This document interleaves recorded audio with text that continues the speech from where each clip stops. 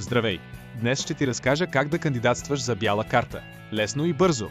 Достатъчно е да имаш доходи и да можеш да ги докажеш, както и да имаш навършени 18 години и валиден документ за самоличност. За да заявиш своята дигитална кредитна карта бяла карта изцяло онлайн, първо трябва да въведеш своите лични данни в онлайн формуляра. Веднага след това ще получиш съобщение в предоставения от теб мейл адрес, в което трябва да потвърдиш мейла си. На този етап ще разгледаме твоята заявка. Всяка кандидатура се анализира и оценява безпристрастно от специален софтуер на база на подадената информация. До минути ще получиш твоето становище.